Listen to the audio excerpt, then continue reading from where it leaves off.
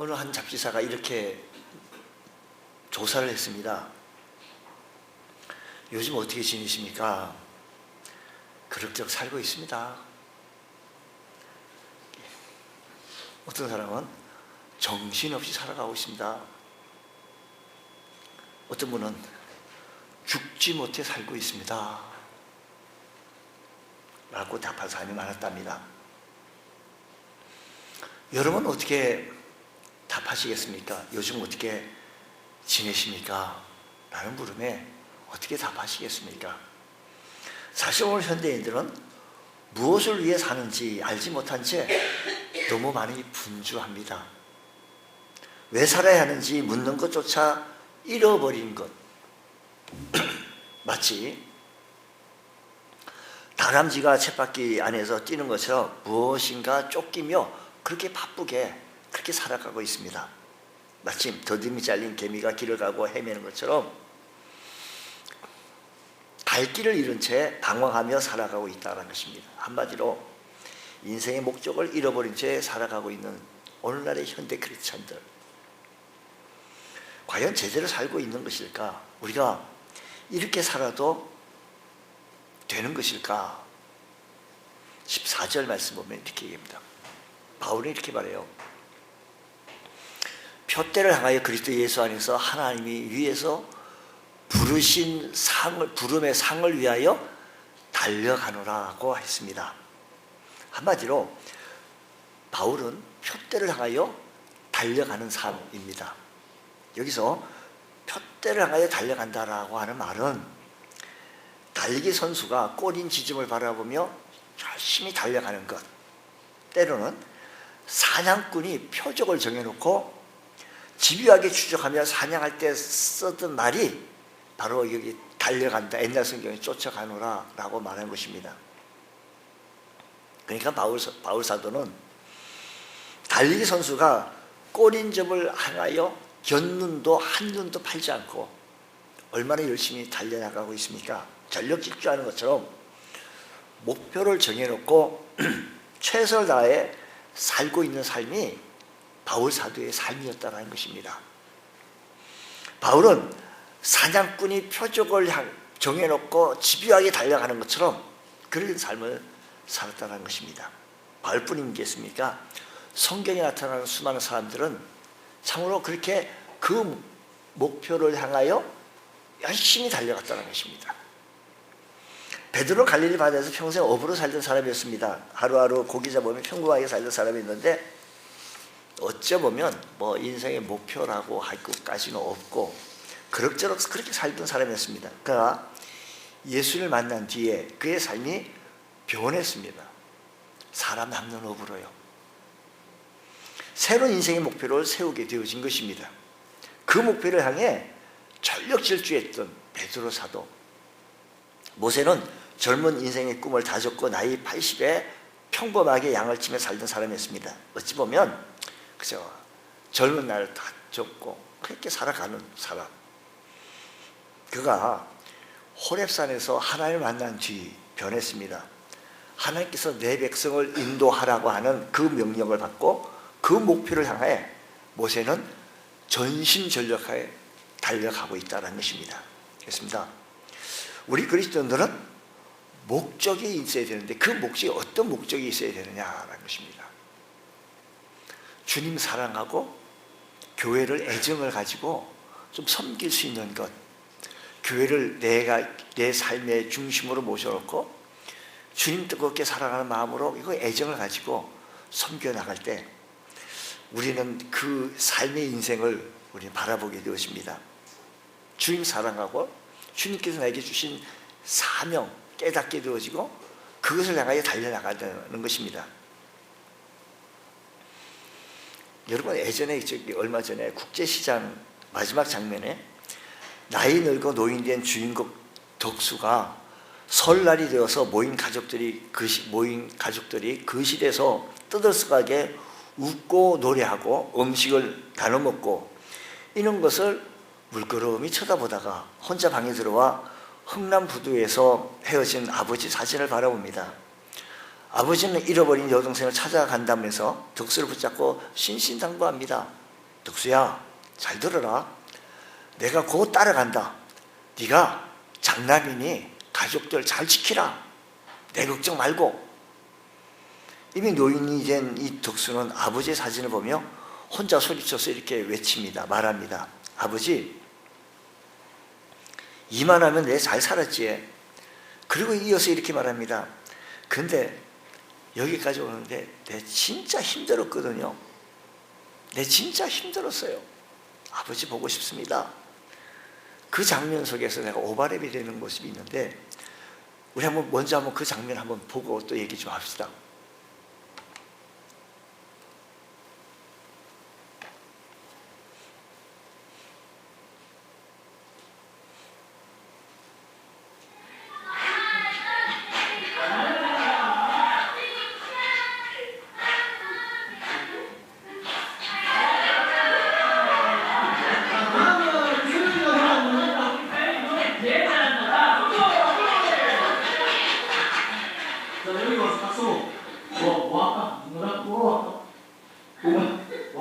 저희 18번 뭐 흥분해 갔었습니다. 아까? 넌 뭐 할까?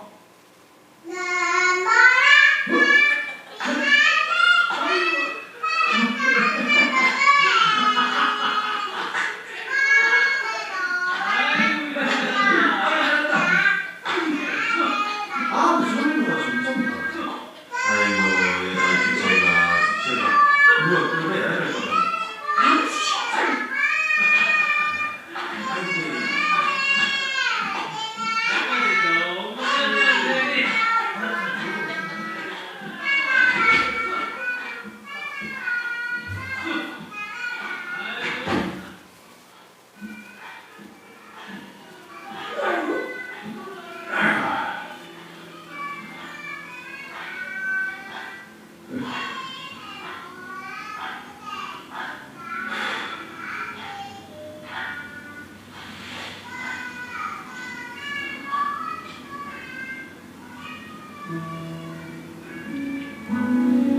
아버지, 내 약속 잘 지켰지. 약속이고 찾았고, 이만하면 내 잘 살아야지.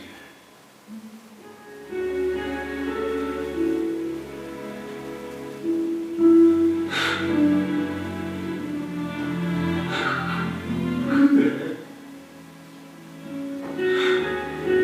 내 진짜 힘들었거든.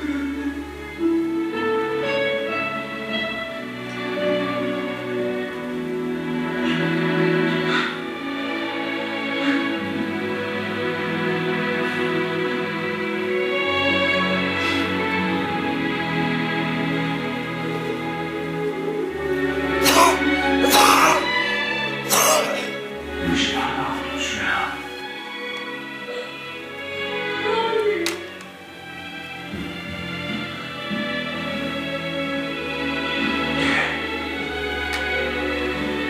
얼마나 신경 쓰이지 않아.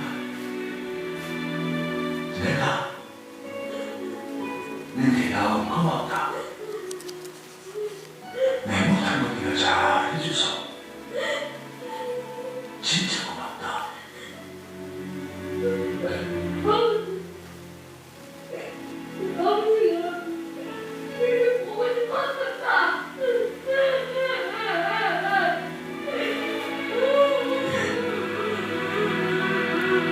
내도 네가 영 보고 싶었다.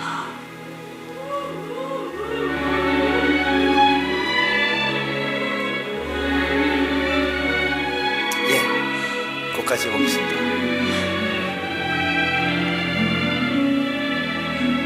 예, 우리 거기까지 보겠어요. 예, 아이고, 좀 더 봤으면 재밌겠는데.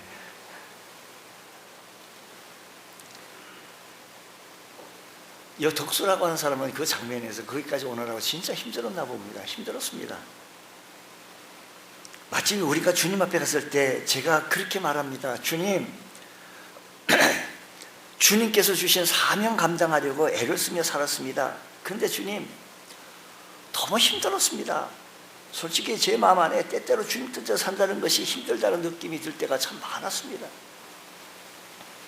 하고 싶은 거 못하고 하기 싫은 것 해야 하며 살았다는 생각도 있습니다. 하고 싶은 말 못하고 하기 싫은 말을 해야 했다는 피해의식도 없지 않아 많이 있습니다. 그러나 제가 알지 못하는 것이 있는데, 하나님 중심을 살려고 주님 뜨겁게 사랑하며 교회의 정을 가지고 한 목표를 향하여 한눈 팔지 않냐고 달려왔습니다. 그 목적을 이루기 위해 달려왔습니다 라고 고백하는, 우리가 장차 모는 날 주님 앞에 섰을 때 이런 모습으로 우리가 서신다고 한다면, 여러분, 우리 그리스도인들은 그 목적 있는 삶을 살아나가는 것, 주님을 만난 뒤에 주님께서 우리 인생을 이렇게 바꿔줬습니다. 인생의 표대를 새롭게 바꾸고 그 표대를 향해 달려가게 됩니다. 주 안에서 인생의 표대를 우리가 찾았기 때문인 것입니다. 이게 주님 만난 뒤 우리가 경험하는 인생의 변화인 것입니다. 어린아이 기초사 가면 학교 끝나고 나서 가면 한눈도 많이 팝니다. 뭐 친구 집도 한번 들렸다가 방송국에서 그걸 한번 취재했습니다. 그런데 우리는 한눈 팔 겨를이 없습니다. 그 삶에 초점이 바로 있기 때문인 것입니다. 그런 인생의 목적이 정해진 사람은 다른데 이것저것 곁을 돌아볼 여가가 없습니다. 주님께서 우리에게 부르시는 그날, 우리가 주님 앞에 섰을 때 부끄럼 없는 우리들의 모습이 되어지기 위해서, 하나님께 영광 내 모습에서 바로 서기 위해서, 하나님께 영광을 돌리기 위하여 우리가 모진 애를 쓰고 살아나가는, 그래서 그 목표를 향하여 달려나가는 귀한 삶. 그래서 성경이 이렇게 말합니다.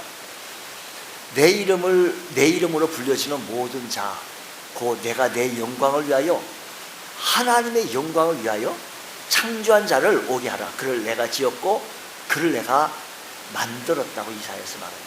우리 하나님께서 나를 지었고 우리를 만들었는데, 그것이 뭐냐면 내가 내 영광을 위하여 창조한 자를 오게 하라. 보세요. 내가 내 영광을 위하여 창조한 자를 오게 하라. 우리 하나님께 영광 돌리는 삶이 주님께서 나를 창조하신 목적인 것입니다. 이사야서 43장 1절 계속해 보면 이 백성은 내가 나를 위하여 지었나니 나를 찬송하게 하려 함이라고 했습니다. 여러분, 그렇습니다. 하나님께서 창조하신 하나님의 피조물입니다. 하나님께서 우리를 창조하실 때 분명한 목적을 정해놓으시고 창조하셨는데, 다른 피조물과 다른 특별한 목적이 있어서 우리를 창조하셨다는 것입니다. 우리 다른 피조물과 좀 다릅니다.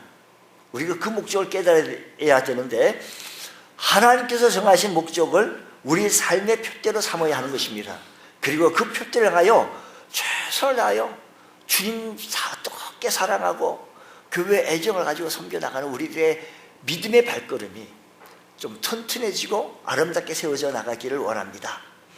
우리가 그 목적을 깨닫게 되었을 때 하나님께서 정하신 그 목적을 위하여 삶을 살았던 바울처럼 삶의 표대로 삼고 그 표대로 가지고 최선을 다하여 살아나갔던 바울의 모습을 바라보면서 오늘 여러분 주님 사랑하고 섬길 수 있는 귀한 은혜가 일어나시기를 축복합니다.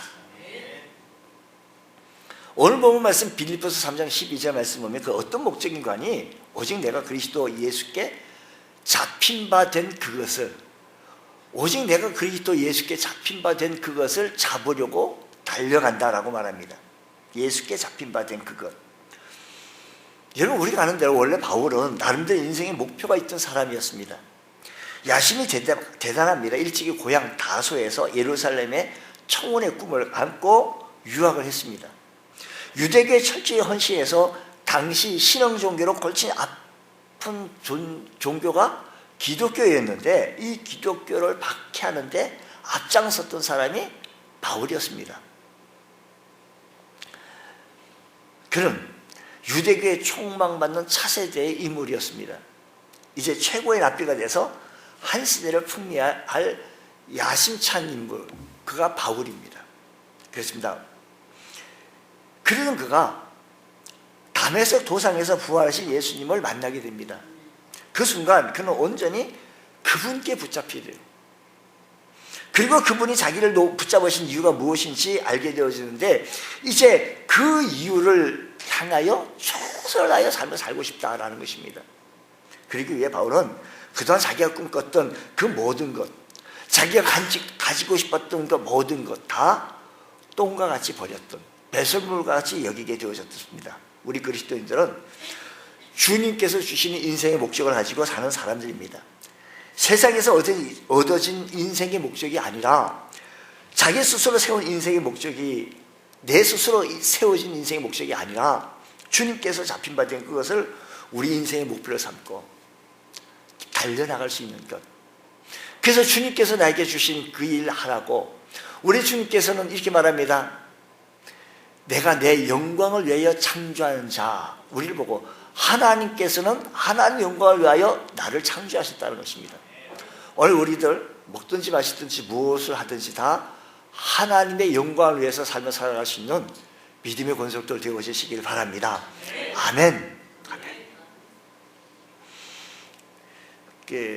여러분, 아무리 우리가 나 잘 먹고 나 잘 살아보자고 하더라도요, 그 목표 삶 속에서 우리 인생 목표를 세우는 건 참 중요합니다. 그런 인생의 목표를 잘 세워야 되는데 자기 자신에게 사로잡힌 목표여서는 안 됩니다. 자기 가족들에게 사로잡힌 목표여서도 안 됩니다. 또한 민족주의적으로 자기 사회나 국가에 사로잡혀서도 아닙니다. 우리 인생의 목표는 주님께 사로잡히는 것. 오늘 우리들의 삶이 주님께 사로잡히는 인생의 목표가 되어져서 주님만 바라보며 주님만 생각하고 섬겨 나갈 수 있는 우리 믿음의 장성한 분량까지 설 수 있는 귀한 은혜가 일어나기 원합니다. 우리 인생의 목적을 잘 설정하게 나가게 되었을 때 우리를 창조하신 하나님 뜻과 목적과 무관하게 인생의 목적을 세우지 아니하고 주님을 바라보며 주님과 발걸음을 같이 하며 살아갈 수 있는 것. 우리 한 사람 한 사람 우연히 창조되어진 존재가 아니라 하나님께서 하나님의 목적을 위해 우리를 계획하시고 이 땅에 태어나게 하셨다는 사실을 믿으시기 바랍니다. 그렇기 때문에 우리가 올바른 인생의 목적을 세우려고 한다면 하나님의 목적을 알고 그 목적에 부합한 우리 인생의 목적을 세워야 한다라는 것입니다. 자, 이런 전제하에서 그가 제시하는 우리 그리스도의 인생의 목적 다섯 가지 목표를 이렇게 얘기합니다. 우리는 하나님의 기쁨을 위해 계획되어졌는 줄 믿으시기 바랍니다. 여러분, 저와 여러분은 우리는 하나님의 기쁨을 위해 계획되어졌다. 두 번째는 우리는 하나님의 가족으로 태어났으며, 세 번째는 우리는 그리스도를 닮도록 창조되었으며, 네 번째는 우리는 하나님을 섬기기 위해 이 모습으로 창조되어졌다는 것입니다. 여러분, 하나님을 섬기기 위해 여러분 모습으로 창조되어졌는 줄 믿으시기 바랍니다. 우리는 사명을 위해 지금 지음을 받았습니다. 그러므로 저를 포함해서 우리